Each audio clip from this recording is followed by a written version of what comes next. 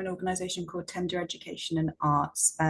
So we are a domestic abuse and sexual violence prevention charity, and our kind of focus as an organisation is on children and young people, improving children and young people's kind of experiences of healthy relationships, supporting each other in that, and kind of preventing abuse in the lives of children and young people. We've been running for about 21 years now. We kind of work all across London and then in a few different parts of the country as well. Quite a lot of our work comes from a sort of theatrical creative background. So we very much use theatre as a tool for that social change.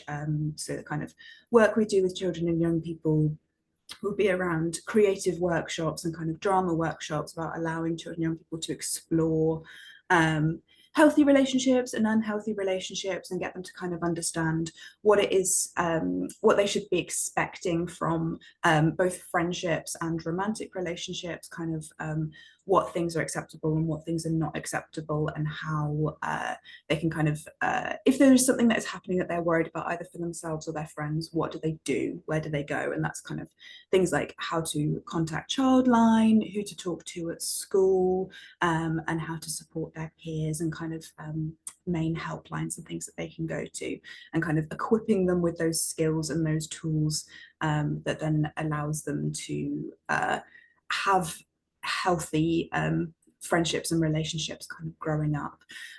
So we were very excited. We were kind of involved in some of the campaigning around getting relationships education on the curriculum. So it's really exciting that that's now in place, and that every school in the country is teaching relationships education to some degree, is a brilliant step forward. And we're kind of just there to support organisations, to support schools and support charities with continuing to promote healthy relationships kind of across the community. So in terms of Camden specifically, we do quite a lot of work in schools in Camden. We have some funding specifically for working within schools, and that offer is we do a 2-day healthy relationships project, which is we'll work with a class group of about 30, looking at healthy relationships. What do we mean by that? How can we all kind of support the peer group? And then at the end of the second day, we do a little sharing in the school, so kind of an assembly, which means that the rest of the peer group is also able to get that knowledge. That kind of core group who've had this completely free workshop will then become healthy relationships ambassadors for the rest of the school. And the hope is that if we do that in enough schools in Camden, we're kind of supporting the whole community to be having that same messaging. The reason that I'm here today is because we have a new bit of funding that's hopefully going to really support a lot of the work that we've already done in schools, to really begin to embed this kind of language around healthy relationships and domestic abuse prevention in more of the community. So this is, again, completely free. It's fully funded, which is really exciting. Training for charities. So this is training for charities, staff and volunteers who work with children and young people. So we're thinking kind of groups like drama groups, sports groups, religious groups. It's a 3-hour standalone training session. Excuse me.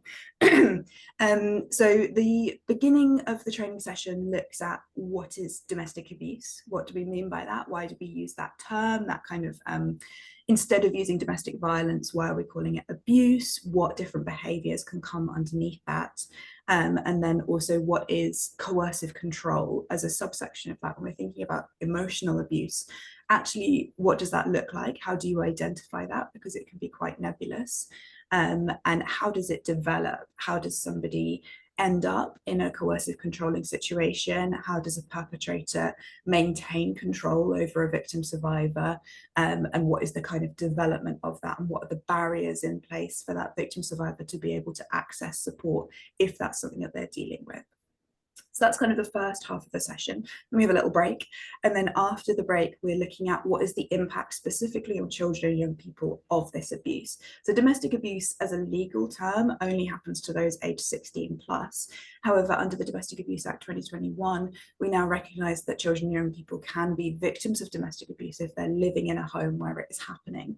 So what is the impact of that? What is the physical impact of that? What is the psychological, emotional, potentially long-term impact of living in a home where domestic abuse is happening.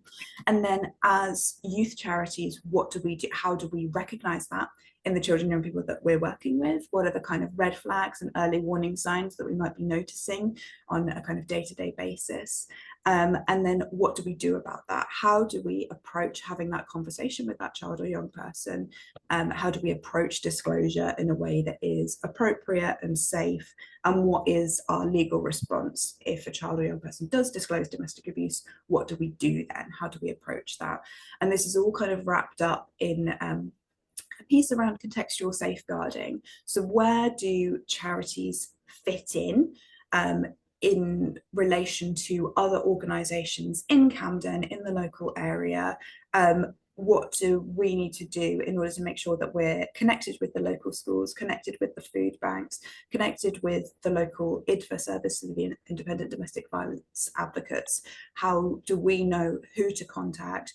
How do we know when to contact social care, and all of that kind of creating a map of the local area in order to support those children and young people that we work with. So it's a 3-hour long session, kind of quite contained, an introduction to all of these concepts. We're running it from January next year for kind of the next year and a half. The reason I'm here today is because we're building a really exciting relationship with Voluntary Action Camden. And I believe on the 5th of February on a Wednesday, we are coming in and we are delivering a session specifically for Voluntary Action Camden members. So we will have everyone in a room who all works in Camden, and we can really begin to build that picture of the local area. So looking at, when we're thinking about healthy relationships and domestic abuse prevention, specifically within borough, and building those relationships between different organisations and kind of supporting everyone in that.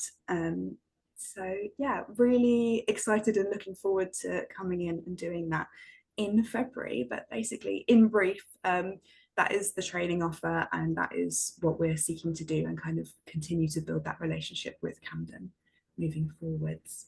That was very whistle stop.